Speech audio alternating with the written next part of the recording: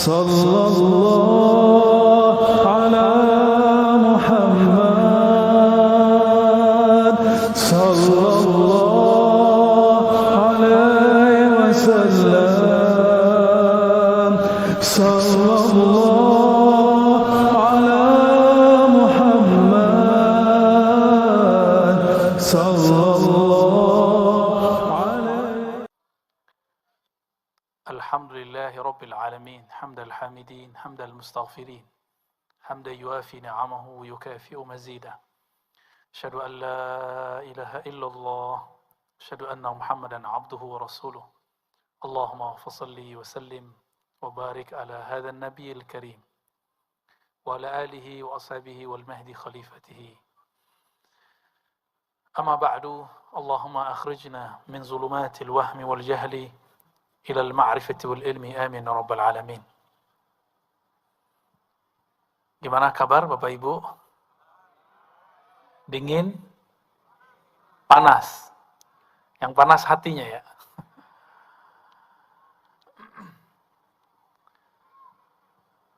Alhamdulillah, ini purnama di atas. Semoga hati kita juga terang seperti terangnya purnama. Amin. Walaupun terangnya purnama bukan karena dia terang sendiri, tapi ada pelita yang meneranginya. Tapi jika ada yang menghalanginya, apakah rembulan masih terang sedia kala? Tentu tidak. Itulah yang disebut hijab. Maka insya Allah malam ini tema kita pulang kepada Allah. Kita akan mengambil tema hijab-hijab yang menghalangi kita pulang. Insya Allah. Mari sama-sama kita istighfar ya. Coba duduk yang tenang, yang santai, rileks, ikutin ya. Apapun posisinya, cari yang nyaman saja. Gak mesti bersimpu, bisa terserah yang nyaman ya. Mari kita baca syahadat. Asyhadu an la ilaha illallah. Ya, sama-sama. Asyhadu an la ilaha illallah. Ya Allah, terima syahadat kami. Terima persaksian kami. Wa asyhadu anna Muhammadar Rasulullah. Ikuti. Asyhadu anna Muhammadar Rasulullah. Wahai ayahanda ruhani kami, Abul Arwah, Sayyidina Rasulullah, terimalah kami menjadi umatmu. Terimalah kami menjadi pengikutmu. Terimalah kami dalam daftar syafaatmu. Kita baca Haikal Ma'arifnya. Ahad Dzatullah. Ayo sama-sama. Ahad Dzatullah. Ahmad Ruhullah.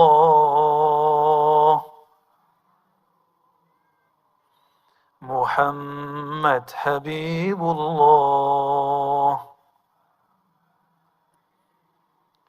Al-Mahdi Khalifatullah.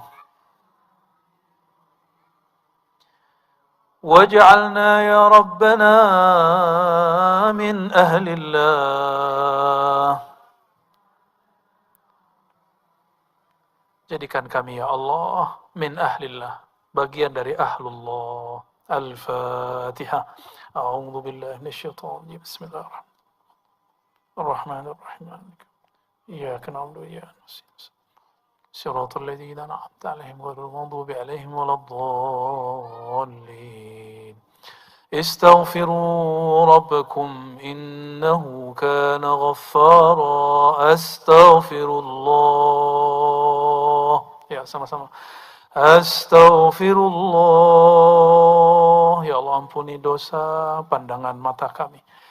Astaghfirullah. Ya Allah, ampuni pandangan kami yang salah memandang. Memandang kepada yang haram. Bahkan memandang tidak dengan memandang ada af'al perbuatan. Memandang kosong kepada segala sesuatu. Astaghfirullah. Ya Allah, ampuni dosa pendengaran telinga kami. Dosa lisan kami. Dosa tangan dan kaki kami, dosa perut dan kemaluan kami. Dosa dari ujung rambut sampai ujung kaki. Ya, sekali lagi.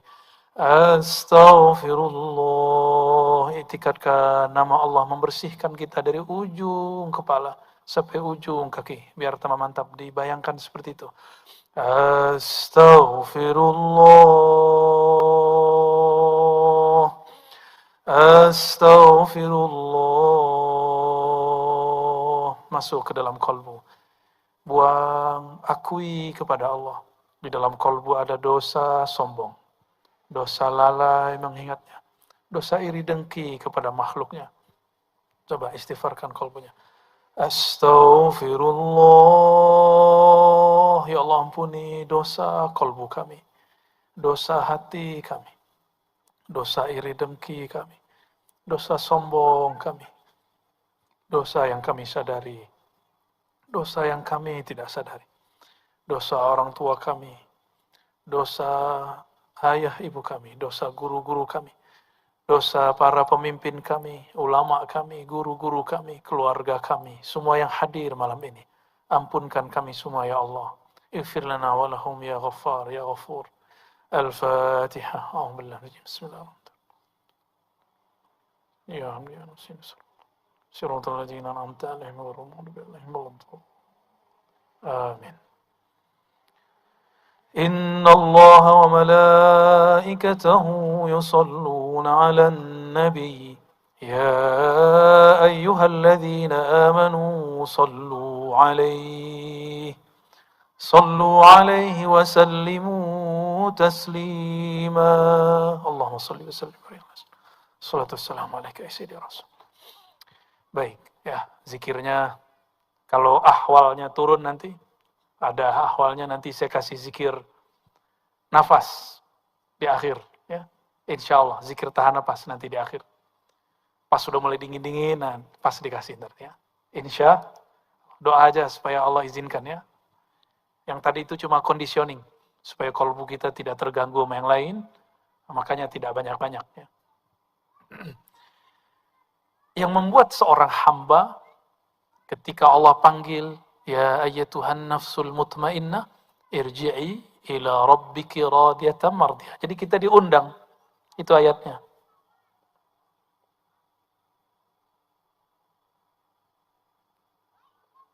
Ini belum aktif ya.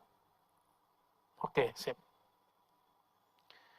Ada ayatnya begini, irji'i.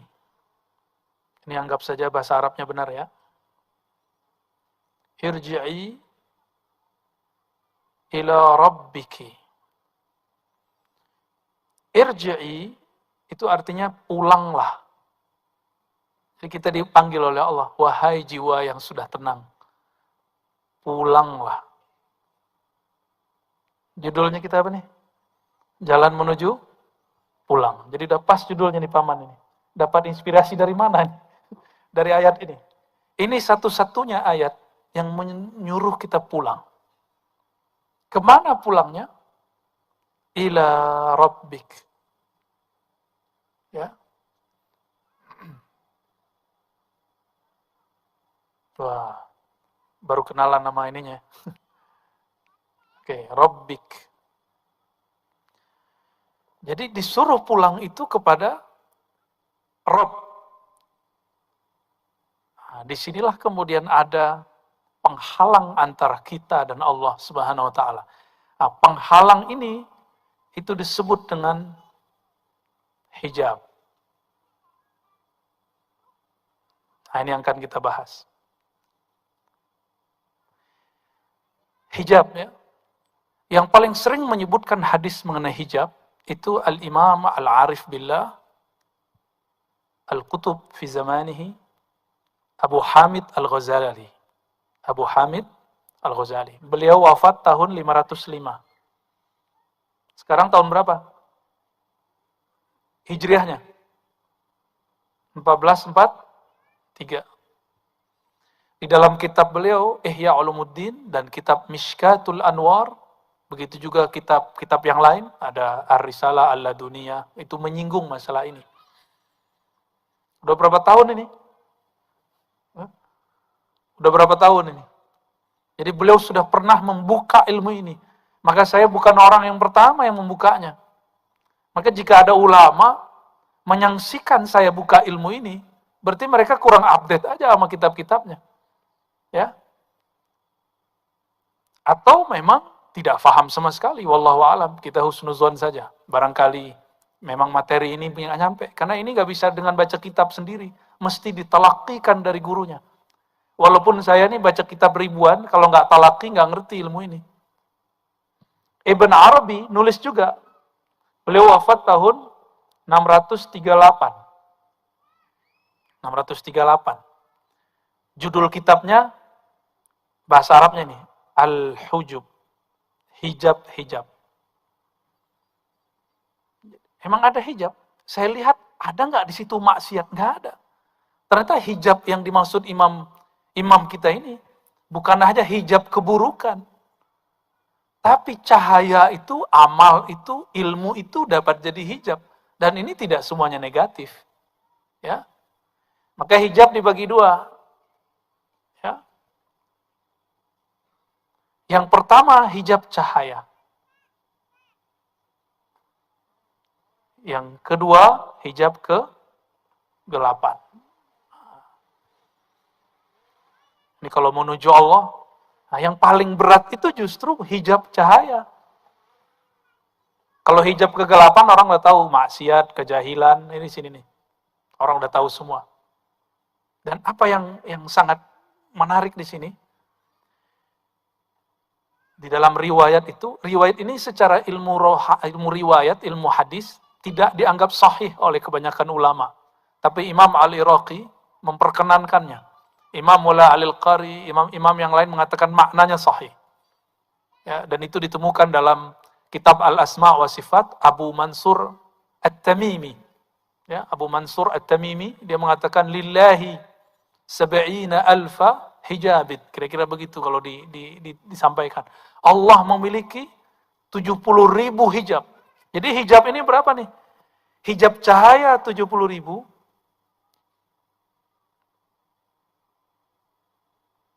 Ini 70.000 nih. Hijab kegelapan 70.000. Banyak apa dikit tuh? 70.000, Pak. Ini gimana cara ceritainnya? Ya. Dan di dalam 70.000 itu ada lagi hijab 70.000. Jadi satu hijab diurai jadi 70.000 lagi. Jadi 70.000 kali 70.000. Ini kita kalau mikirin gini jadi putus asa. Ya. Waduh. Kata pasukan arwah tadi, mana panglimanya tadi? Pak Bandi ya. Saya bilang, Pak Bandi, nama antum itu tahu nggak nama apa? Bandi itu bahasa Persia artinya cahaya.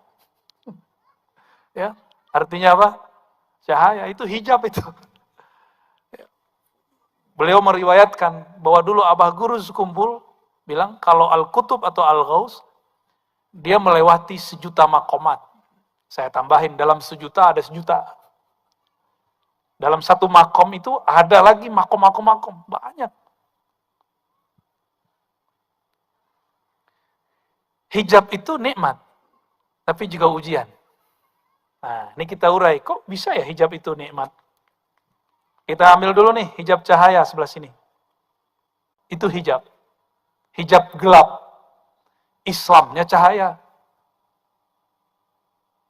Apalagi nih, pernah nyantri, berarti punya ilmu. Ilmu itu hijab. Hijab cahaya. Kapan dia menjadi hijab kegelapan? Kalau saya merasa berilmu. Nah, ini yang terjadi. Banyak pada ulama. Makanya ulama itu, jika mereka sedang tergelincir, efeknya dahsyat. Karena kalau ulama tergelincir, dia bawa dalil. Dia akan menggunakan dalil untuk membenarkan kekeliruannya. Itu hijabnya sudah tambah lapis-lapis. Di dalam itu ada 70.000 kegelapan, kira-kira begitu. Jika dia tidak ada mursyid, murabbi, wali yang menyelamatkan dia nggak akan selamat. Inilah yang dialami oleh Imam Abu Hamid Al-Ghazali. Hijab ilmu. Orang di zaman itu nggak ada yang lebih alim dari beliau lah. Apa yang beliau pelajari, yang beliau katakan, yang menjelaskan, itu jadi ilmu yang mustaqil, yang sangat pakar beliaunya. Tapi di situ Imam Ghazali merasa kesepian. Ngomongin Allah tapi tidak merasakan Allah. Ya. Bicarain Nabi Muhammad, tapi kok nggak bisa nangis. Nggak bisa rindu. Istighfar, menjelaskan makna istighfar dahsyat. Tapi membuat kolbu kita tersentuh dengan istighfar, dia nggak bisa. Maka Imam Al-Ghazali kemudian mengalami kesepian yang luar biasa, sehingga dia tidak bisa berbicara hampir sebulan. Dalam satu riwayat dikatakan bahwa 15 hari. Itu Imam Ghazali.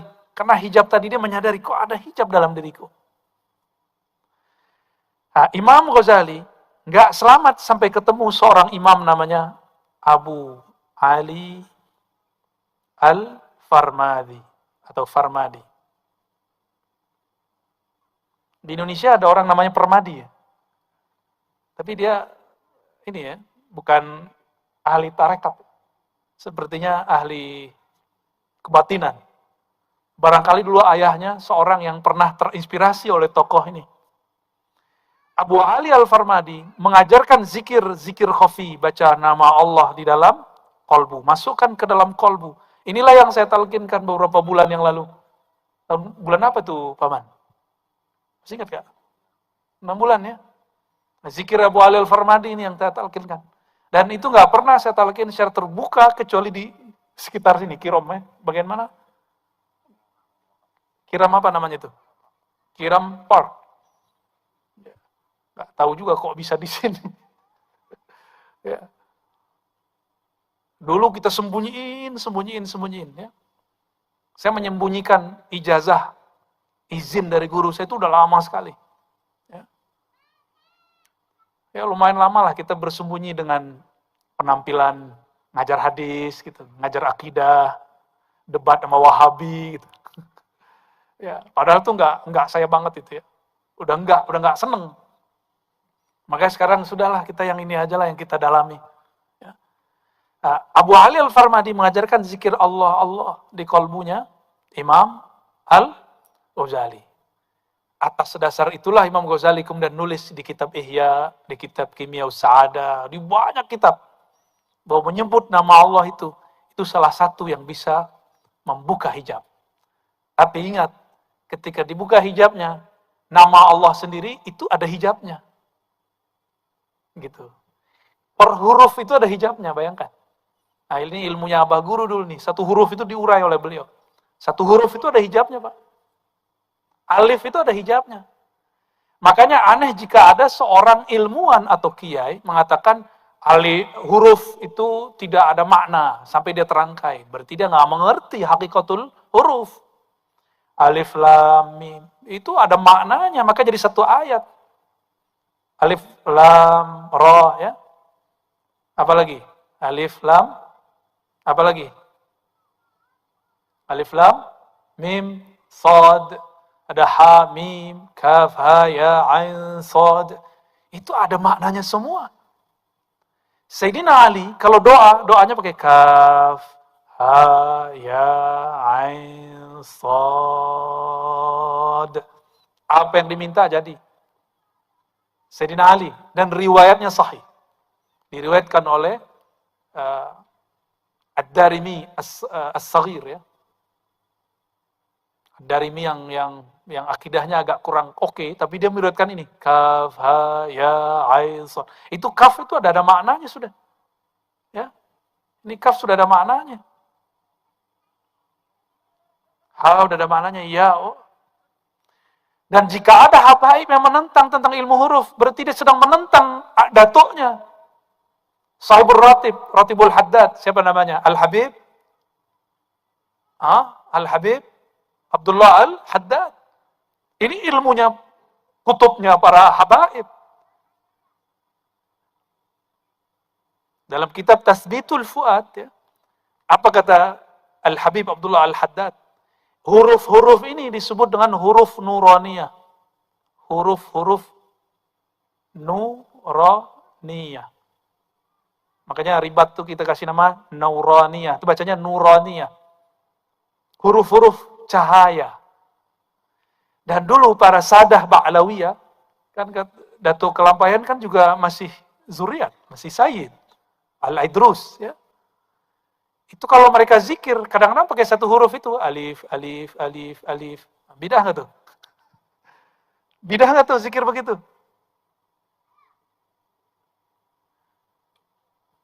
Coba sebelum sampai ke sana. Zikir paling afdal apa? Hadisnya gimana? Afdalu zikri, la ilaha, zikir yang paling tinggi, la ilaha illallah. Ya, la ilaha illallah. Ini zikir paling afdal, benar. Coba, huruf di situ ada berapa? Coba dihitung. La, 1, 1, 2, 3, 4, 5, 6, 7, 8, 9, 10, 11, 12. Benar. Ini dalam satu mazhab. Nggak dihitung tasdidnya. Tanpa ada huruf alif, jadi nggak la ilaha illallah? Jadi nggak? Nggak jadi. Coba buang satu huruf. Kita buang nih. Ya. Satu huruf la aja. Ini kita buang. Jadi nggak? Nggak jadi dia. Kita hapus ini. Ya. Bacanya apa? A ilah illallah. Jadi pertanyaan jadinya. Apakah ada Tuhan selain Allah? Atau alifnya kita panjangin. Lamnya kita panjangin. Alifnya kita hapus. Jadi begini. Lah. Maka baca la ilaha illallah. Di saat kita masih sadar, mesti sesuai dengan makharijul hurufnya. La ilaha illallah. Beda kalau sudah jazbah, sudah ekstase. Itu bunyinya apa aja boleh. Ya. Tapi kalau belum, mesti dikembalikan kepada hurufnya. La ilaha illallah. Kalau lama-lama tambah kenceng tuh, boleh. Setelah datang halnya. Kalau belum datang halnya nggak boleh. Jadi satu huruf itu penting. Inti dari la ilaha illallah di mana? Apa ayat kursi? Coba ayat kursi depannya apa?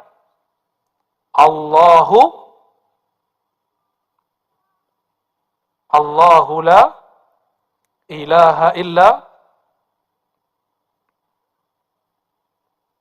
Nah, coba lihat. Ngantuk gak? Kalau ngantuk kita bubar deh. Coba lihat. Allahu la ilaha illahu. Kalau yang biasa kita zikirkan apa? La ilaha illallah. Kita biasa zikir begitu.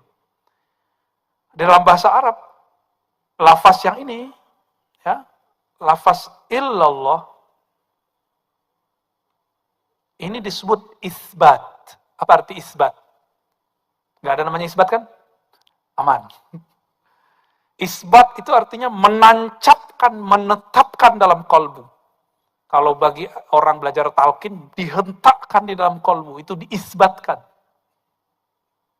Maka kita kalau waktu talqin masih ingat nggak? La ilaha.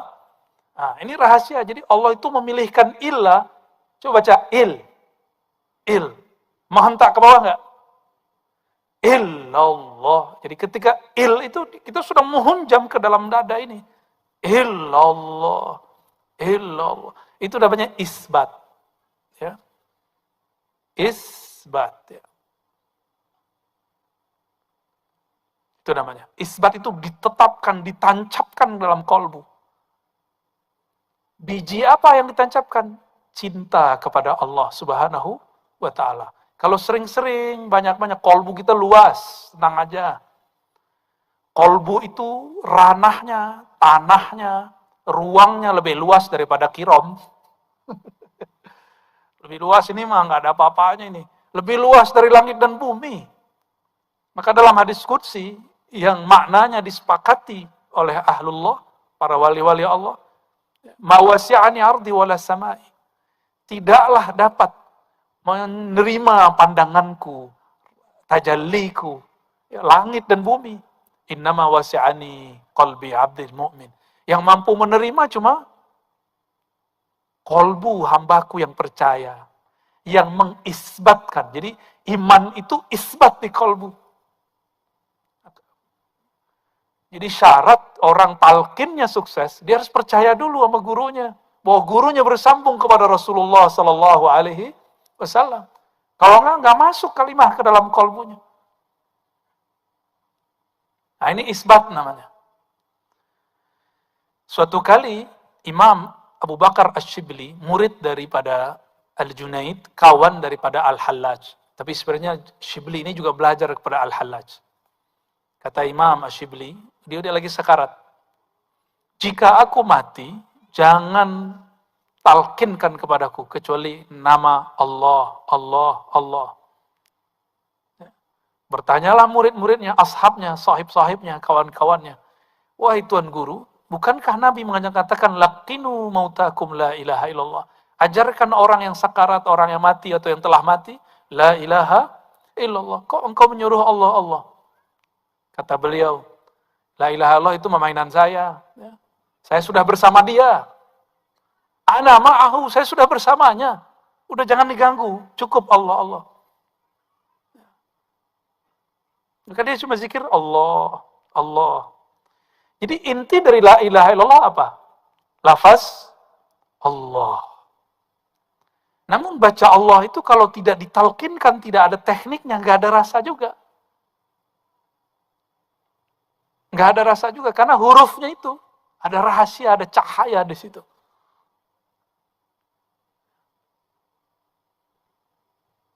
Satu huruf itu ada rahasia di situ. Nah, nanti kita buka. Coba lihat. Allah. Di ayat kursi dan ayat kedua Ali Imran, Allahnya taruh depan. Allahu la ilaha illahu. Sekarangnya nama Allah diganti dengan huwa. Ya. Ini kita benerin dikit deh. Hu. Hu itu, huwau dalam bahasa Arab itu cuma zaidah. Asalnya cuma begini. Atau begini aja. Silakan cari kalau yang pakar bahasa Arab silakan dicek apa fungsi waw di situ. Jadi asalnya cuma hu. Nah, hu itu kembali kepada lafaz Allah. Jadi dia balik lagi sini.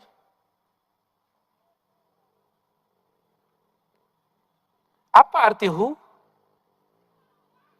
Apa mana hu? Kalau terjemahan biasa apa? Bahasa Inggris he. Cocok logi gitu. Hu, he. Cocok apa cocok logi? Ah, udah jawab sendiri deh ya. Hu, he. Huwa. Ya.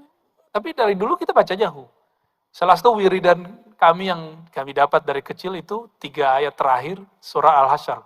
Huwallahu alladzi la ilaha illahu. Benar? Suka nggak baca itu?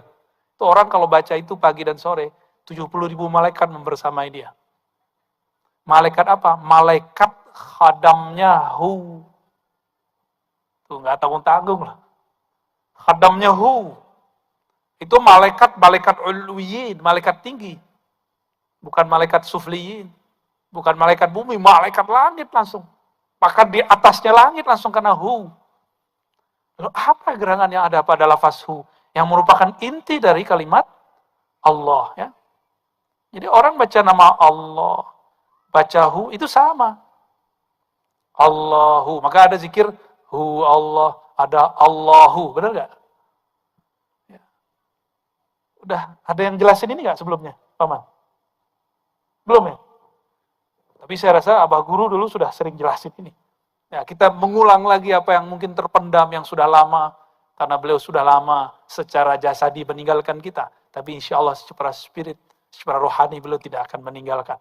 Wali-wali itu, jika dia wafat, dia lebih cepat memberikan madat kepada muridnya dengan izin Allah daripada dia lagi hidup. Lagi hidup dia punya anak, istri, punya kerjaan, punya bala, punya urusan, punya wirid yang harus dia kerjain. Tapi kalau dia sudah wafat, Itu al-madad yang Allah berikan kepada mereka, dijamin dengan lafaz ahyaun inda rabbihim. Mereka hidup di sisi Allah Subhanahu wa taala. Ya. Ini hubungannya.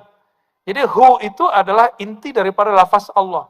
Jadi kalau diringkas la ilaha illallah, intinya ada pada lafaz Allah. Lafaz Allah intinya ada pada lafaz hu. Atas dasar itulah kenapa zikir la ilaha illallah zikir paling afdal. Karena ada satu huruf ini, hu itu. Coba ambil nafas. Buang. Itu bunyi nggak? Kalau pakai hidung. Buang. Kalau dibunyiin dikasih huruf itu bunyinya apa? Kalau dikasih huruf apa? Alif atau ba atau ta atau ha? Itu apa? Kira-kira yang pas apa? Ha? Maka hu itu salah satu zikir nafasnya manusia. Ya. Jadi jika kita buat apa yang disebut oleh para ulama al-ismul a'zam, nama Allah yang agung, semua nama Allah yang agung itu terkumpul dalam nama Allah. Nama Allah itu kalau orang lagi udah sakaratul maut gak bisa baca nama Allah, gak bisa dia. Maka kita dengar nafasnya, dia baca apa? Nah, di dalam ilmu zikir ini dibunyikan. Itu dibunyikan. Maka percaya atau tidak, membaca hu itu sama dengan baca la ilaha illallah. Tapi bukan pahalanya, maknanya. Karena hu itu adalah inti atau ujung daripada lafaz la ilaha illallah. Kalau orang udah nyampe di ujung, ngapain dia balik gitu. Itu jawaban Imam Asyibli. Jawaban Imam Asyibli. Namun kita berdoa kalau kita wafat semoga dengan kalimat yang sempurna. La ilaha illallah. Habis itu mau pakai Allahu bebas ya. Yang penting ada syariatnya dulu. Maka kita bagilah. La ilaha illallah ini zikir lisan. Ya. Ini lisan. Allah itu kolbu. Hu itu zikir apa? Mau dikasih nama? Ini zikir nafas. Zikir nafas. Coba baca la ilaha illallah kalau masuk WC, makruh nggak? Makruh, bener. Kalau lagi sholat, kita baca apa masuknya? Allahu Akbar. Kenapa pakai Allah Akbar? Padahal afdalu dzikri la ilaha illallah. Maka ini untungnya kalau orang tahu nafasnya. Maka dia bisa berzikir dengan nafasnya. Ya, jadi kita ini bisa berzikir tanpa menyebut. Itulah zikir hu. Ya. Oleh Al-Qutub Asy-Syahir Syekh Muhammad bin Abdul Karim Samman, beliau mengajarkan zikir hu itu dengan tahan napas. Diambil, lidahnya dikunci, lalu kolbunya baca hu Allah. Gitu. Apakah itu bid'ah? Enggak. Bid'ah dari mana? Kul huwallahu ahad, ada lafaz huwallah enggak? Coba lihat. Kul huwallahu ahad. Katakan hai Muhammad, huwallah ahad. Ini bisa dibagi satu. Ini zikir sendiri, ini sendiri, ahad sendiri.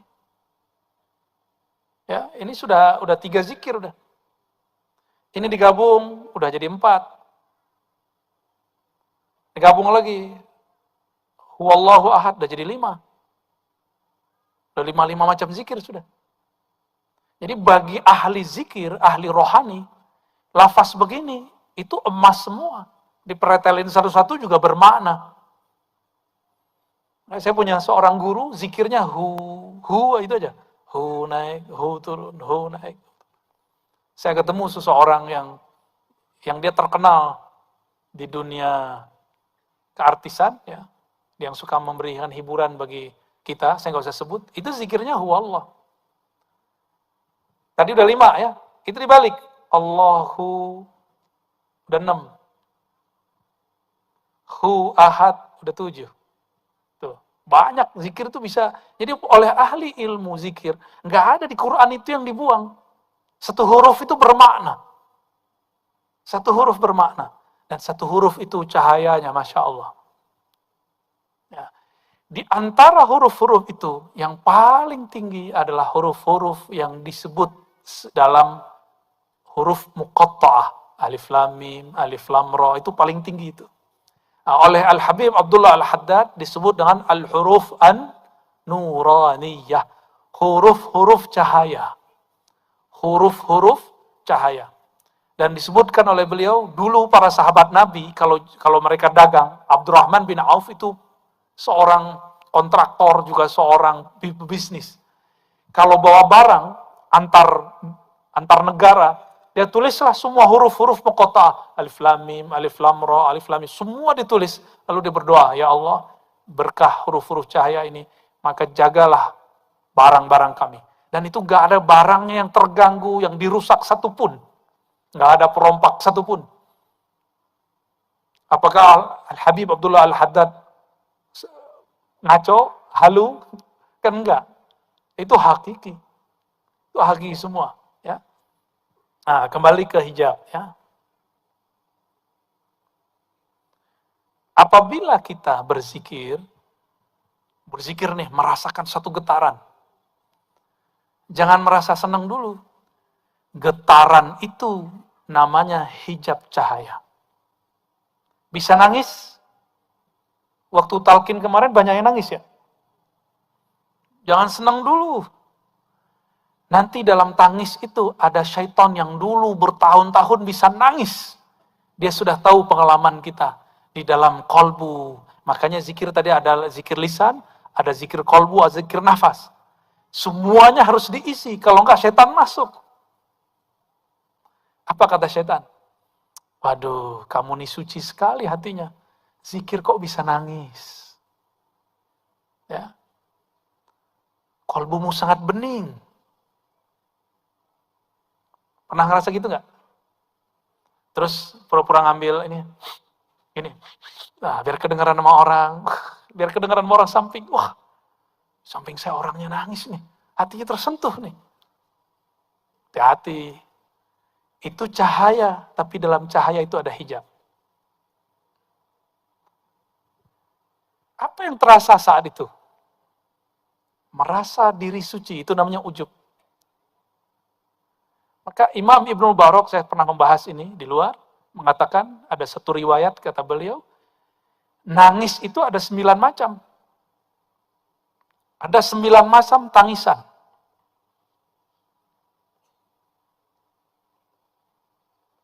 Semuanya ria kecuali satu.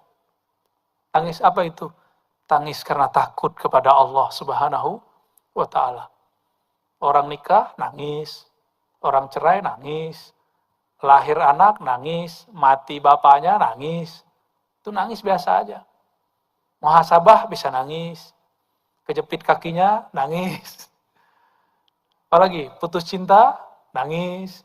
Cintanya diterima, nangis, banyak tangisan. Kata 9 itu bukan menunjukkan batasan, menunjukkan banyak. Tangisan itu banyak. Tapi cuma satu tangis yang diterima Allah. Itu tangis karena takut kepada Allah. Nah, takut ini bisa didapat dengan menyebut namanya, mengenalnya. Nah, ada orang, kayak kita ini, mungkin yang hadir ini hatinya suci-suci lah ya, insya Allah ya. Amin. Senang aja dibilang suci. Ya. Ada orang dari kecil seakan-akan gak pernah maksiat. Tapi gak pernah bisa nangis. Maka disitulah perlu ada hijab yang kedua, kegelapan. Ini kan cahaya, taat dari kecil. Ilmu, nyantri, ikut majelis zikir. Ada orang gak bisa tersentuh. Dia sudah taat tapi dia bingung. Kok sholatku gak ada rasa ya? Kok zikir ikut pengajian tapi kok masih gelisah? Orang-orang seperti ini, ketika melihat pas zikir, pas talqin, dia lihat samping kok nangis, depannya nangis, kirinya nangis, kok dia nggak nangis? Di situ dia merasa sesuatu, apa yang salah dalam diriku? Berdoalah dia, ya Allah, kenapa hatiku keras sekali? Besok Allah jawab doanya. Allah takdirkan dia diuji dengan hijab kegelapan. Kalau orang taat sekarang dia maksiat. Wah, keenakan maksiat. Tapi selesai maksiat, setan pergi, setan ngetawain dia, dia kemudian sadar, ya Allah, saya barusan maksiat. Dia segera pulang, dia ambil sajadah, dia mandi tobat, dan dia kemudian sholat tobat. Baru saja takbir, matanya langsung meleleh. Tuh, dalam kegelapan ada cahaya. Sebagaimana dalam cahaya ada kegelapan. Maka nggak boleh putus asa kalau maksiat. Sebagaimana nggak boleh GR, sok suci kalau taat. Itu maknanya. Ini yang berkali-kali dikalamkan Imam Notoilah Sekandari. Ya. Maksiatun awrasat dhillan. Orang-orang yang maksiat lalu menghasilkan rasa hina, wan kisaran. Ya. Hatinya kayaknya remuk. Itu kadang-kadang lebih baik. Ini bukan nyuruh maksiat loh ya. Ini saya nggak nyuruh maksiat loh besok. Lebih baik kadang daripada taat tapi membuat istikbarah. Orang sombong. Jadi terbayang tadi kalimat begini, hijab. Dalam hijab ini, dalam hijab cahaya itu ada hijab yang lain. Ada hijab lain, berlapis terus. Beginilah terus. Nggak ada habisnya. Jadi dalam cahaya itu ada gelap, dalam gelap itu ada cahaya. Selalu. Coba rasakan, sholat subuh besok pagi. Pulang, tetangga kita nggak sholat subuh. Dalam hati ngomong apa? Munafik. Nabi ngomong, sholat yang paling berat itu bagi orang munafik, sholat isya dan subuh. Sepertinya dia munafik. Antum sholat, tapi sholat yang bercahaya itu, di dalamnya ternyata ada kegelapan. Maka hati-hati. Ya. Karomah. Karomah itu gelapnya lebih dahsyat daripada taat biasa. Maka saya sering dengar orang ngomong, gak ada orang lebih sakti daripada saya. Itu saya sering dengar orang begitu. Berarti dia tertipu sama karomahnya. Dia lupa, karomah itu sendiri bahasa Arab.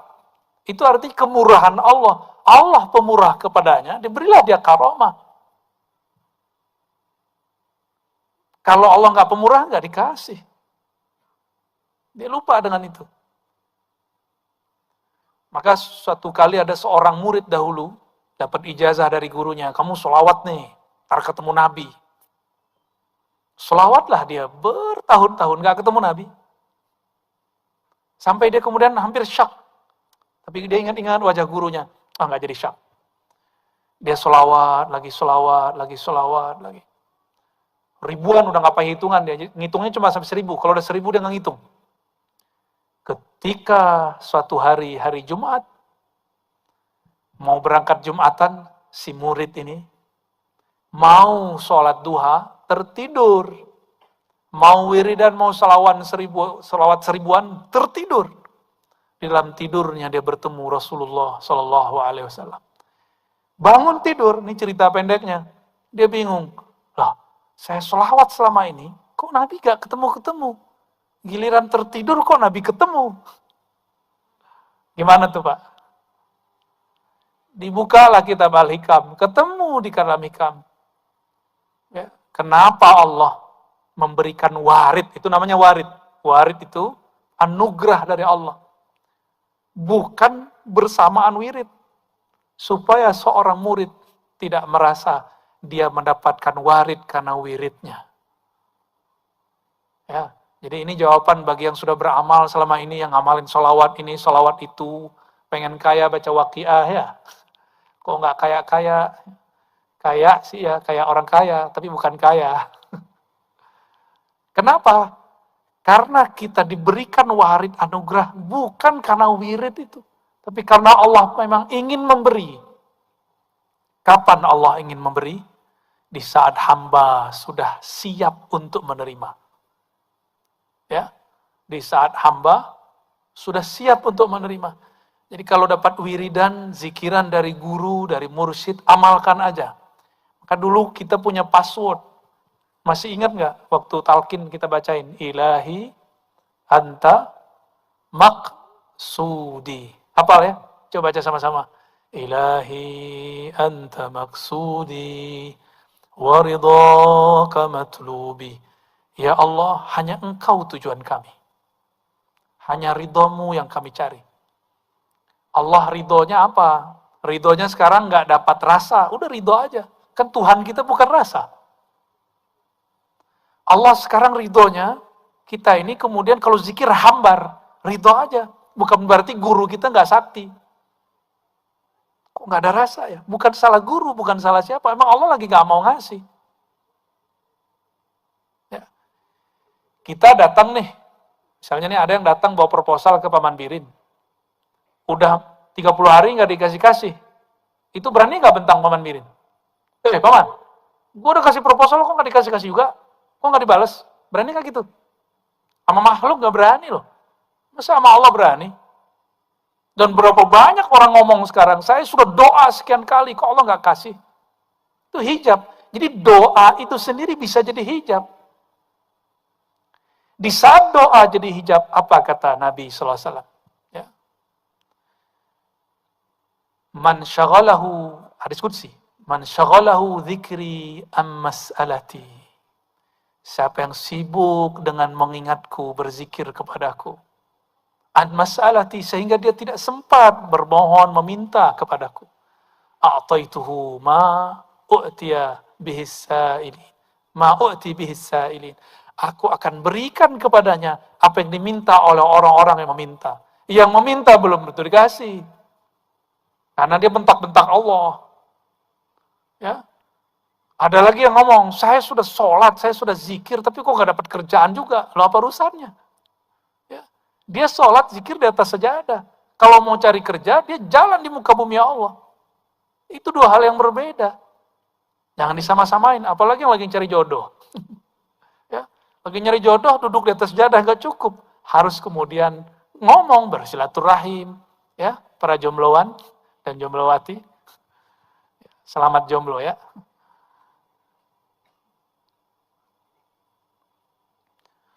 Nah, hijab ini, kita ambil satu tadi ya. Kita ambil nih hijab. Ini hijab zikir. Ini teman-teman, hijab yang sangat tebal sekali itu hijab zikir. Tebal sekali. Maka zikir itu banyak. Zikir itu sangat banyak. Tapi hijabnya hijab cahaya. Dulu waktu saya berkhalwat 40 hari, kami diuji oleh guru-guru kami, mursyid-mursyid kami. Jadi disuruh zikir malam hari, 12.000 kali sekian. Besok pagi, nah nanti dilihat ujiannya, besok pagi atau sore. Sore kita mau berbuka, nanti pada ngobrol. Waduh, hari ini saya ngantuk sekali. Kenapa? Malam tadi zikir 12.000 kali 7. Jadi hijab nggak tuh? Dia zikir 12.000 kali 7, itu cahaya. Tapi dia sebut zikir itu jadi gelap, namanya ujub. Ada lagi satu lagi, wah ente banyak amat zikir begitu. Saya belum sampai 1.000, itu sudah fana. Padahal dia ketiduran. Ngorok. Tahu-tahu udah subuh. Ketiduran disebut fana. Tahu fana ya? Karam. Tenggelam dalam nama Allah. Enggak, dia enggak tenggelam kok, dia ketiduran kok. Ah, lu cemen, baru nggak nyampe. Saya 1.000 aja udah hilang. Udah fana.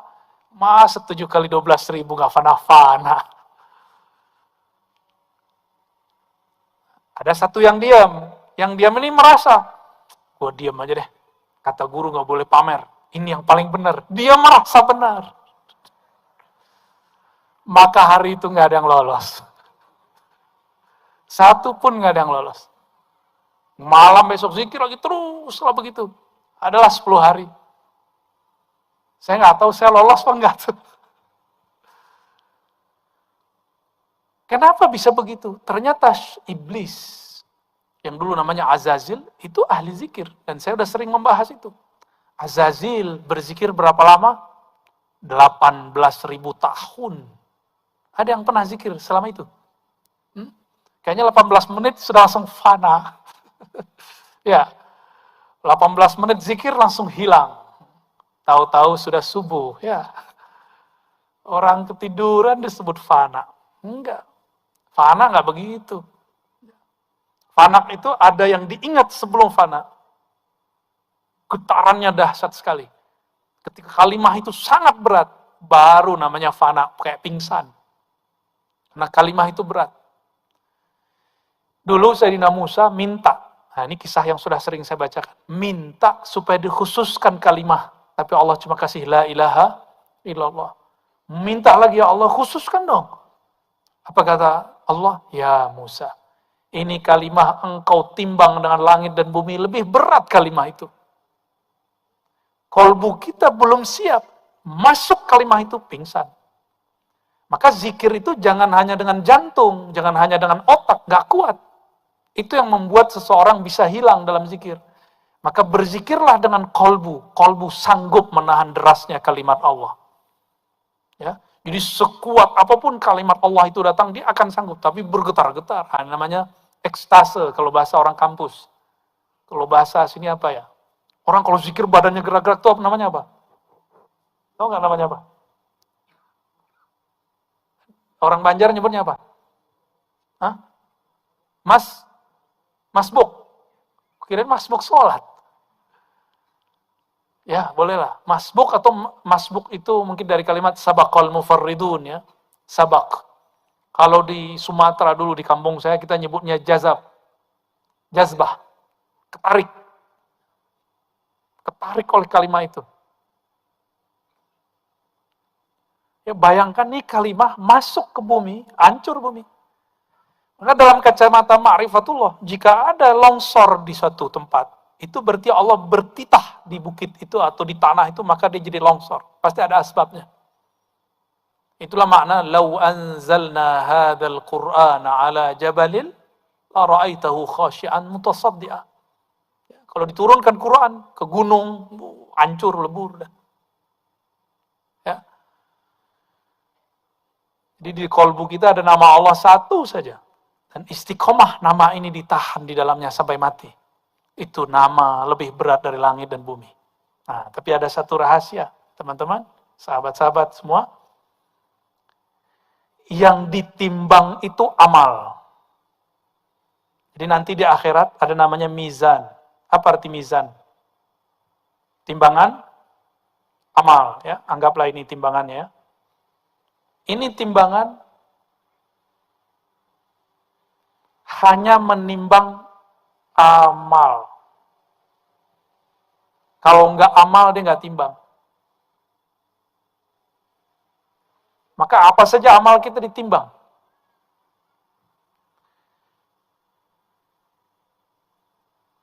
Yang nggak sanggup ditimbang oleh mizan, ada. Kalimah Allah masih bisa ditimbang. Masih bisa ditimbang. Ini yang disebutkan dalam hadis Imam Baihaqi. Ada orang bermaksiat sepanjang hidupnya, sebelum meninggal dia tobat di tangan seorang wali. Meninggal. Sebelum mati, dia tobat. Di tangan seorang wali, wali ini mengajarkan nama Allah. Maka dia meninggal, di kolbunya cuma ada satu modal, yaitu lafaz Allah. Di riwayat Imam Tirmizi, la ilaha illallah. Jadi ini digabung, sama aja. Ditimbanglah semua amal buruknya. Ditaruhlah di sini. Ternyata amal buruknya sepanjang hidupnya. Dicari amal baiknya nggak ada. Nyapa orang nggak, ada orang nyapa dia bilang, apa lo lihat? Ada orang bantu dia bilang, yang soal-soalan, gue juga bisa. Malah nyuruh. Lebih dari itu, malah nyiksa orang dia. nggak pernah baik ke pasangannya, nggak pernah baik ke anaknya, nggak pernah baik ke tetangganya. Semua orang dia sakiti. Tapi di hatinya gelisah, dia mengatakan, ini nggak benar cara hidup begini. Maka dia datang kepada seorang wali. Ya. Wali ini mengajarkan nama Allah Subhanahu wa Ta'ala. Ketika sudah ditimbang, kira-kira kalau amal baiknya nih, ini kan baik nih, nggak ada isinya. Yang berat yang mana? Yang buruk. Ketika amal buruknya berat, malaikat azab sudah siap mengikat dia dengan ikatan dari api neraka. Ya, udah siap nih. Tahu-tahu Allah berfirman, wahai para malaikatku, tunggu. Buka dulu kolbunya, buka dulu dadanya, siapa tahu ada sesuatu di dalam dirinya. Dibukalah dadanya, ternyata jantungnya menyebut nama Allah. Itu yang dia pegang sampai sebelum mati. Kata Allah, ambil itu. Ambil itu jantung, pindahin ke timbangan. Lebih berat mana? Lebih berat nama Allah. Maka yang sudah ditalkin beberapa bulan yang lalu, tolong diamalkan itu. Walaupun 40 kali ba'da sholat. Ya, habis sholat, diam sebentar, istighfar, baca Fatihah, tawasul yang kita mau, Nabi, apa guru sekumpul, Syekh Saman, atau siapapun ya, yang jadi guru kita. Lalu kemudian kita zikir sebentar. Allah, Allah, 40 kali aja. Kalau lagi sibuk 7 kali. Tapi pelan-pelan, kita nggak cari angka di akhir zaman ini. Di akhir zaman ini yang kita cari adalah kualitas. Nah, ada yang nggak bisa ditimbang. Itu nama Allah masih bisa ditimbang. Apa yang nggak bisa ditimbang? Ilmu mengenai Allah. Makanya di dalam Al-Quran kita sering baca habis maghrib. Syahidallahu annahu la ilaha illahu wa wal malaikatu wa ulul ilm. Allah bersaksi dengan ilmunya dan para malaikat serta orang-orang yang memiliki ilmu. Ilmu ini nggak dapat ditimbang oleh mizan. Jadi yang ditimbang cuma amal. Ilmu tidak bisa ditimbang. Oleh karena itu, surat Muhammad ayat 19, fa'lam annahu la ilaha illallah. Maka ilmuilah olehmu sebelum mengatakan la ilaha illallah. La ilaha illallah masih bisa ditimbang, tapi ilmunya nggak bisa ditimbang. Ya. Ini yang jadi PR kita ke depan. Maka ilmu kita jalan pulang kepada Allah adalah mengenal siapa Allah itu. Itulah jalan pulang. Ya, itulah jalan pulang. Dan saya merumuskan dengan izin Allah dan isyarat dari guru-guru yang kita sebut haikal ma'arif. Haikal ma'arif itu artinya haikal ma'rifat. Kata orang Banjar apa? Ilmu ketuhanan. Tapi ini nggak tinggi-tinggi amat ya. Ini yang tinggi cuma gayanya aja. Ya. Itu yang kita baca tadi. Haikal ma'rifat. Apa bacaannya? Ahad, Zatullah, Ahmad, Ruhullah. Ini dia. Ya. Muhammad ini biasa yang dikenal itu Nurullah. Ini yang biasa dikenal. Tapi kemudian ini boleh diganti dengan Habibullah. Muhammad Nurullah inilah menjadi ilmu yang disebut ma'rifat Nur Muhammad. Ma'rifat Nur Muhammad, ilmunya orang Banjar itu. Dari zaman Datu Kelampaian sampai sekarang, itu yang diolah terus, sampai sekarang. Barangkali itu rahasianya kenapa banyak orang namanya Nur di sini ya. Mungkin tafaulan namanya, ingin dapat keberkahan daripada Nur Nabi Muhammad sallallahu alaihi wasallam. Ini 3 di belakangnya masih ada 1 lagi. Al-Mahdi Khalifatullah. Tapi 3 ini cukup. Nah, ini disebut dengan Haikal Ma'arif. Boleh saya sebut dengan GPS jalan pulang. Ya. GPS. Benar tulisannya? Peta, map jalan pulang ini. Ahadatullah, Ahmad Ruhullah. Karena Al-Mahdinya belum muncul, nggak wajib dibaca. Tapi kalau nanti sudah muncul, karena sekarang sudah banyak yang ngaku jadi Al-Mahdi, benar nggak? Ya. Dan Al-Mahdi itu rumusnya satu, zuriat Rasul Shallallahu Alaihi Wasallam. Jadi bisa jadi dari Banjar nih ntar, ngaku-ngaku.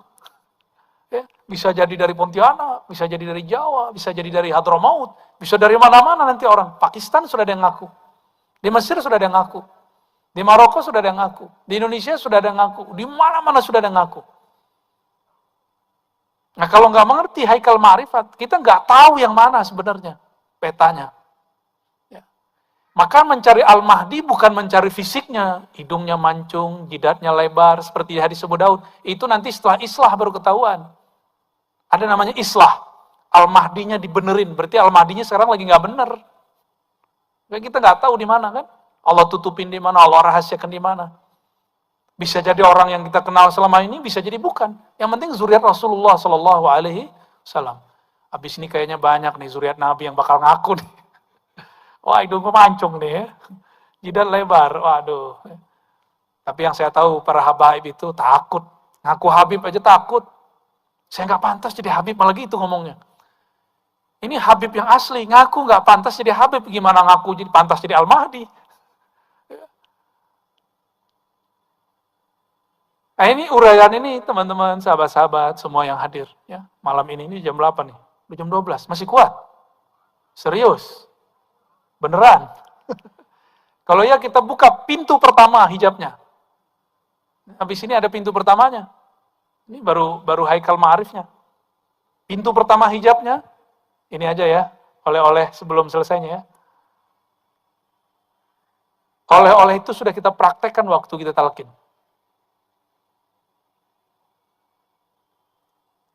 Jadi hijab apa saja, jadi anggaplah kita akan menuju Allah. Maka banyak tangga-tangga di sini, jalannya macam-macam sih untuk menuju kepada Allah Subhanahu wa taala. Pintu gerbang pertamanya di sini itu bernama At-Taubah. Tapi bukan seperti yang kita bayangkan. Astagfirullah, bukan itu. At-Taubah. Taubat. Itu pintu hijab pertama.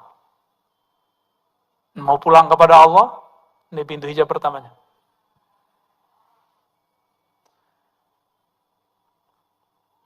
Taubat. Apa arti taubat? Selama ini kan orang bilang, kalau sudah taubat nggak boleh maksiat. Maksiat itu nggak boleh sebelum dan sesudah taubat. Salah itu kalau tadi itu. Kata kawan kita gimana? Kalau sudah tobat gak boleh maksiat, berarti sebelum tobat boleh dong. Itu tipuan setan. Itu yang ngomong setan yang dipinjam lisan ustadz. Ustadznya gak nyadar, dia lagi dipinjam. Karena setan itu mengalir di seluruh tubuh kita. Di pembuluh darah, di lidah ini ada setan. Maka sebelum kita kajian, kita wajib berlindung kepada Allah, bertawassul kepada Rasulullah. Ini menurut saya loh ya. Maka kita diam dulu sebelum taklim, supaya darah kita ini gak diganggu oleh syaitan.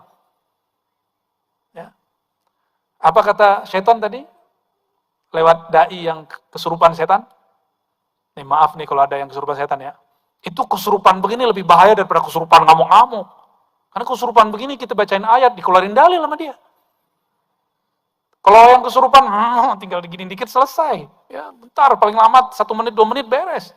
Tapi kalau begini, bertahun-tahun dia bisa nggak beres. Apa kata dia? Kalau sudah tobat nggak boleh maksiat, keliru begitu. Maksiat itu nggak boleh sebelum tobat, saat tobat, dan setelah tobat nggak boleh. Paham ya? Terus kalau kita terjebak, itulah cerita. Kalau saya melakukan maksiat dengan tidak ada i'tikad bahwa itu halal, maka masih muslim. Itu yang kita tobatkan. Nah, maka at-taubah itu maknanya adalah an-nadam. Nadamun. Apa arti nadamun?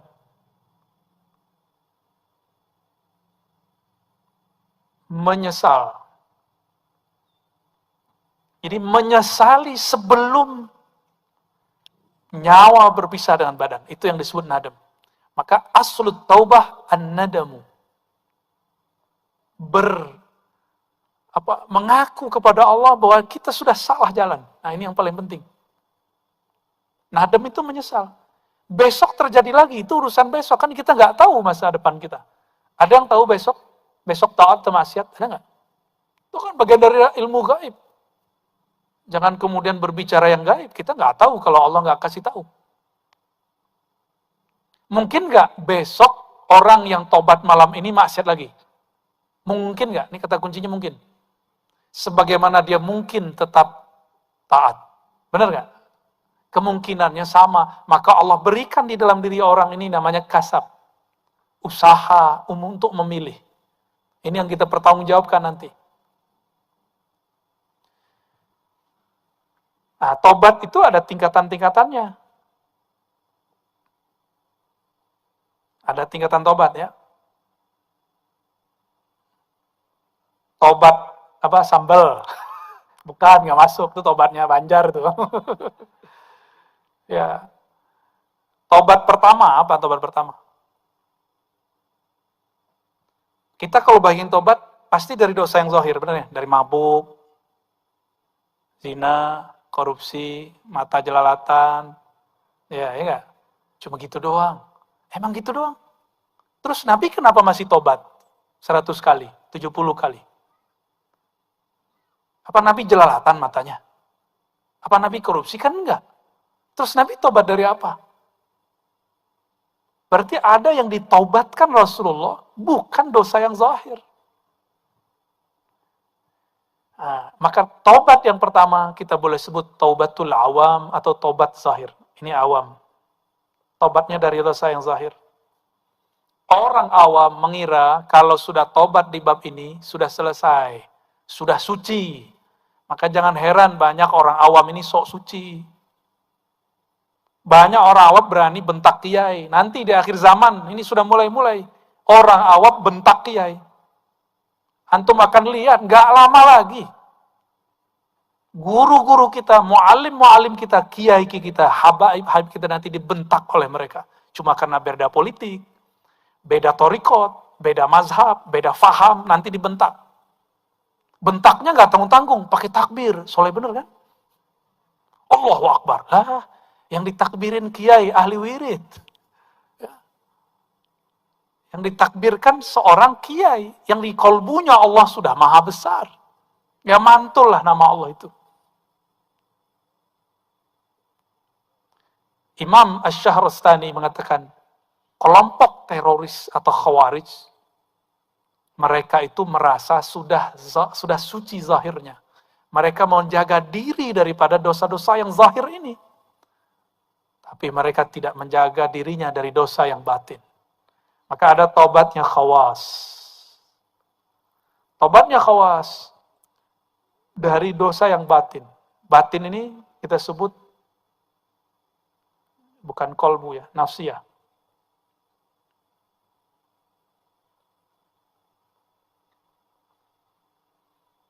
Nafsiyah ini saya sudah sering jelaskan, masih ingat gak? Karakter diri. Ada diri yang cenderung kepada kebinatangan ternak, maka sifat nafsiyah yang muncul serakah. Bahasa kitanya tamak, benar? Ya. Itu bahasa kita apa bahasa Arab tuh? Tamak. Tomak, ya. Apalagi syahwat. Nah, itu nafsiyah, bagian-bagian kebinatangan ternak. Siang tadi kita puasa, apa yang kemudian sedang dididik di situ? Itu emosi. Ya. Jadi dosa daripada emosi. Nah, ini yang kemudian lagi coba dibenerin. Hari ini masih emosi nggak? Ada komentar orang di Facebook, di WA, emosi nggak? Wah, masih belum lolos tuh. Ya, jangan balas. Kata Nabi, jika ada orang mencacimu, syatamahu, au qatalahu, falyakul inni shaim. Ada orang nyerang kamu, ngata-ngatain kamu, tolong katakan, saya sedang shaim. Apa arti shaim? Sedang menahan ini semua. Ini emosi. Nah, ini namanya sifat buas. Emosi, prasangka. Coba, siang tadi, walaupun puasa, pernah berprasangka nggak sama orang di depan kita lagi naik motor, naik mobil? Pernah ada? Tuh, udah rusak puasanya udah. Nggak diangkat, serius, nggak diangkat sama sekali. Kan puasa mau naik nih, tanpa hijab kepada Allah. Puasa itu nggak ada hijabnya. Nah, ketika ini terjadi, ini menjadi hijab. Inilah hijab serakah, syahwat, emosi, prasangka. Nah, ini hijab kegelapan. Ada hijab cahayanya di sini. Nah, hijab cahayanya gimana? Puasa nih. Teman kita di kantor nggak puasa. Kita bilang, ahli neraka kau. Padahal kan kita bisa berbaik sangka.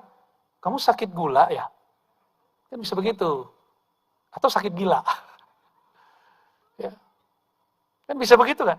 Bisa begitu. Jadi bisa dibalik. Kenapa kita nggak membaliknya? Yang paling berat, kalau yang berbuka itu orang yang dianggap wali. Pernah nggak ketemu wali buka puasa siang hari? Saya ketemu Pak. Itu saya sempat ragu sama dia tuh. Ini beneran wali nggak? Ya. Tapi ternyata teringat ada satu kalam yang dinukil Imam Sya'rani, dinisbatkan ke Abu Hanifah. Tapi saya yakin ini bukan kalam Abu Hanifah. Kalau ada seorang muslim atau seorang wali, seorang mukmin berkata sesuatu, melakukan sesuatu, harus kita takwil, maksudnya kita husnuzon kepadanya dengan 70 makna alternatif. Jadi kalau kita ngelihat, misalnya nih, lagi puasa, terus teman kita jalan sama seorang perempuan, yang menurut kita, mungkin waktu dia nikah kita nggak diundang. Selingkuhan baru nih. Kita lagi puasa ya. Itu dulu, sekarang prasangka itu yang paling gawat adanya di dunia sosial, media, sosmed. Ada orang-orang atas nama amar ma'ruf nahi mungkar, lalu membicarakan orang lain dan dia mengatakan, ini bagian dari amar ma'ruf nahi mungkar. Dia nggak sadar, dia sedang mengotori jiwanya dengan nyebut-nyebut kesalahan orang. Belum tentu orang itu salah. Ini mesti diingatkan, umat harus diingatkan. Ada yang begitu nggak? Namanya tahdzir, warning. Udah jadi panitia kebenaran dia. Ya. Jadi yang dia tahzir berarti sesat. Kalau dia enggak, ya, lupa sama diri sendiri. Ya. Itu terjadi bukan di orang awam, pada ulama. Hati-hati. Di kalangan ulama itu terjadi. Atas nama membela kebenaran, dia kemudian melakukan kebatilan. Dan dianggap kebatilan itu boleh. Dianggap kebatilan yang dia katakan itu, ya, itu sebagai nasihat. Itu cahaya. Ingin amar ma'ruf nahi mungkar, cahaya nggak? Tapi di dalamnya ada kebatilan.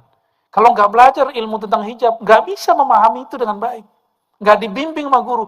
Maka bimbingan mursyid itu nggak boleh berhenti. Sampai sekarang, walaupun saya sudah diijazahi irsyad, saya masih punya mursyid, dan mursyid saya banyak. Kita ditegur bagian ini, ditegur bagian, dan itu indah sekali ketika ada yang mengingatkan. Harus dibimbing rohani kita. Ya, jadi jangan berhenti punya mursyid ya. Jangan berhenti sama sekali. Mesti punya pembimbing rohani. Kalau berhenti, ya nanti akan ada rasa-rasa itu muncul. Maka taubatnya Khawas bukan saja dari kegelapan, ya, tapi juga dari cahaya. Lalu ada khawasul khawas. Inilah taubatnya Rasulullah. Inilah taubatnya para wali-wali Allah. Khawasul khawas. Taubat dari apa mereka? Di sini udah nggak ada nafsiyah, ya, sudah tidak ada nafsiyah, ya. Ini udah nggak ada nih. Di bagian khawas ini sudah tidak ada kecenderungan kepada nafsu, udah nggak ada. Bukan berarti mereka tidak ada nafsu, enggak. Nafsunya itu sudah tunduk. Di sana cuma ada qalbu ruh. Jadi para khawasul khawas ini qalbu, ruh. Dua itu aja. Dan sudah nggak ada di situ Sisi-sisi kebinatangannya sudah nggak ada. Tapi dari kolbu ke ruh, wah ini ada fuad, ya.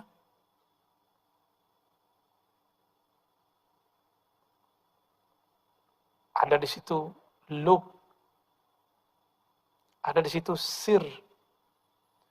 Ini hijab ke sininya sudah 70.000, di sini 70.000. Ya kalau dikali-kaliin semua jadi jutaan jadinya. Ya. Maka seorang wali-wali besar itu tidak mungkin mereka kalau nggak dibantu oleh Allah, tidak dapat syafaat Rasulullah, tidak bersanad kepada guru-guru wali Allah, nggak mungkin bisa menembus ini. Kita mikirin satu aja udah berat, Pak.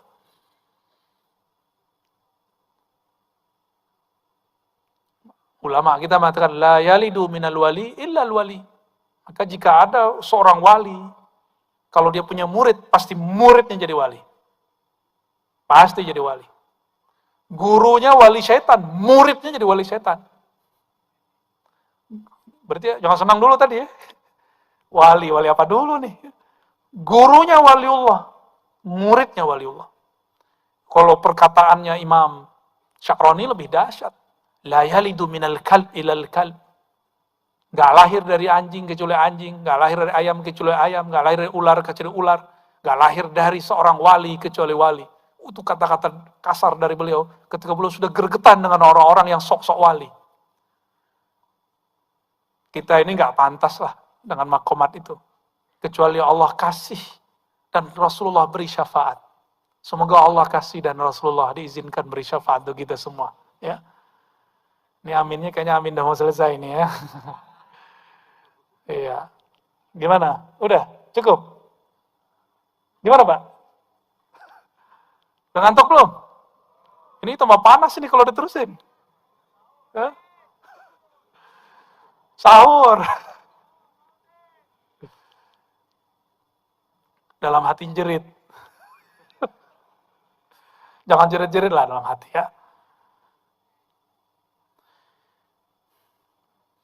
Lalu Nabi ketika istighfar 70 kali, itu istighfar apa? Level 2, istighfar dari kegelapan dan cahaya, benar? Lalu Nabi itu cahaya bukan? Nabi itu cahaya, beristighfar. Inilah yang disebut nurun ala nur. Cahaya di atas cahaya. Nabi itu cahaya. Lalu beliau mengatakan, innahu la yughanu ala qalbi. Sesungguhnya ada ghain di dalam kalbuku. Apa arti ghain? Ghain itu adalah lapisan hijab-hijab cahaya. Kalau Nabi nggak ada ghainnya, maka beliau bisa mabuk terus, mabuk dalam ma'rifatullah. Nggak bisa beliau ngurusin umat.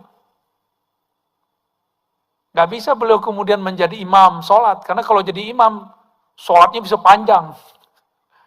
Ya, kita duluan kabur kali ya. Jadi Nabi kalau nggak ada ghain ini di kolbunya, Masya Allah. Itu sahabat-sahabat gak ada yang sanggup bersama Rasulullah SAW. Kan Nabi mengistighfarkan itu. Astaghfirullah. Inilah yang dikatakan oleh Rabi'atul Adawiyah. Nah, silakan ini diamalkan nanti ya. Mungkin sudah pernah dijelaskan dulu oleh Abah Guru sekumpul. Astaghfirullah fi istighfari. Coba baca. Astaghfirullah fi istighfari. Kalau digabung, astaghfirullah fi istighfari. Ya Allah, ampuni aku dalam permohonan ampunku. Ampunkan aku dalam istighfarku. Ampunkan aku di dalam permohonan ampunku yang tidak sungguh-sungguh. Ampunkan aku dari istighfar yang masih ada hijab di dalamnya.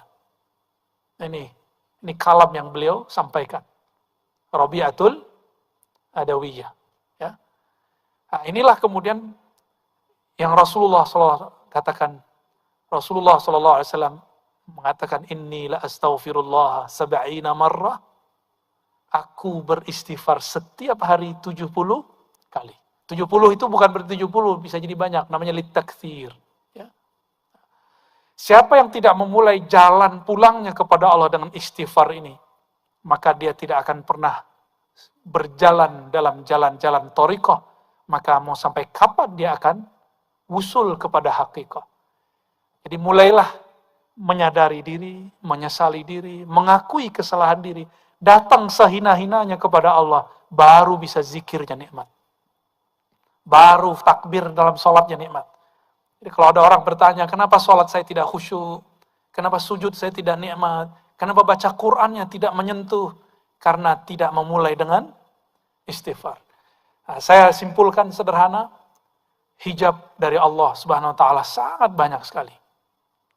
Dan kalau diringkas, ada dua hijab cahaya, ada hijab kegelapan. Jangan dipisah dua hijab ini. Dua hijab ini adalah cara Allah berinteraksi dengan kita. Dalam cahaya ada gelap, dalam gelap ada cahaya. Begitulah terus. Dan ini harus dilalui. Sampai kapan? Sampai Rasulullah memberi kita syafaat. Itulah yang disebut warid. Jadi warid itu adalah buah dari syafaat Rasulullah SAW. Atas dasar itulah aqrabut turuqi ilallah as-salawat. Maka paslah nama tempat ini bumi salawat, karena jalan pintas, jalan tol kepada Allah itu bersolawat. Tapi solawatnya harus dimulai dengan istighfar. Ya, barangkali itu cukup ya.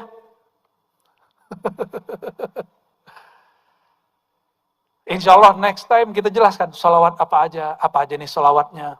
Jadi ada solawat jasad, ada solawat kolbu, ada solawat, itu ada solawatnya semua.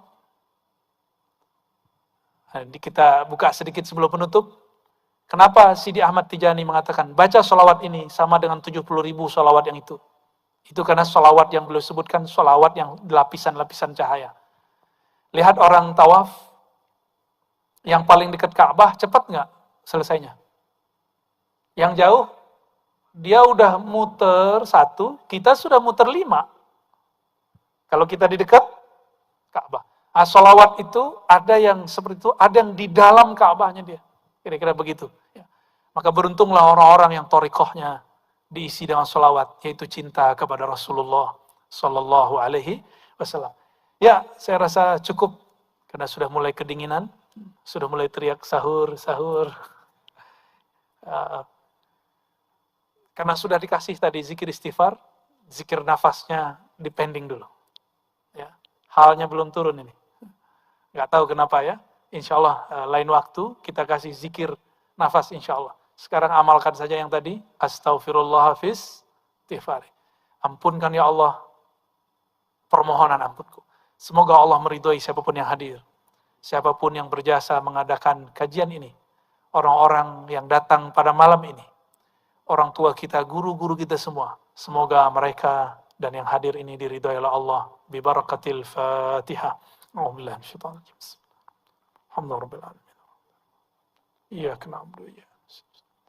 Shiratal ladzina an'amta 'alaihim. Allahumma rahmanir rahim. Ya karim ya azim. Shalli ala nabiyyina Muhammad. Ya Allah, sampaikan salawat kami, rindu kami, salam kami, cinta kami kepada Nabi Muhammad sallallahu alaihi wasallam.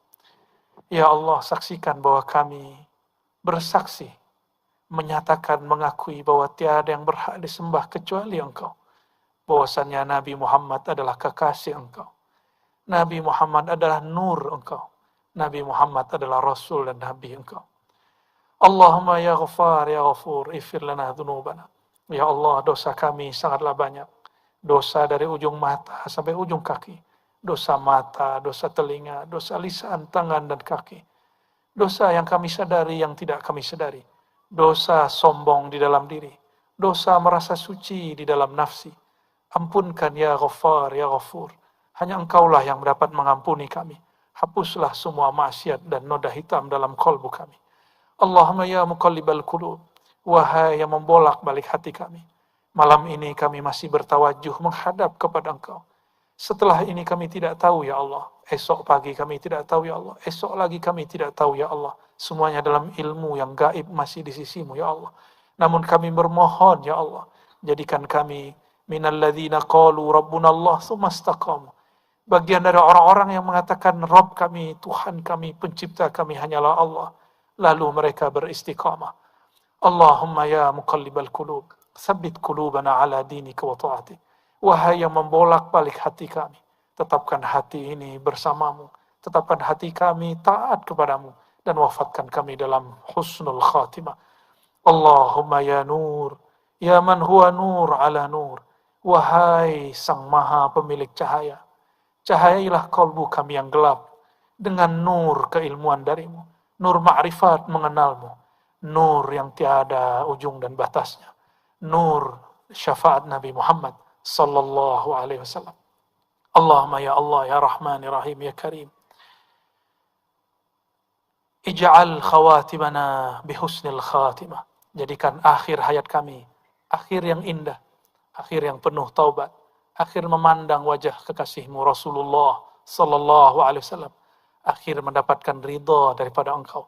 Rabbana atina fid dunya hasanah wa fil akhirati hasanah wa qina adzaban nar. Wa sallallahu ala nabiyyina Muhammad walhamdulillahi rabbil alamin. Demikian dari kami. Assalamualaikum warahmatullahi wabarakatuh. Sallallahu ala Muhammad sallallahu alaihi wasallam.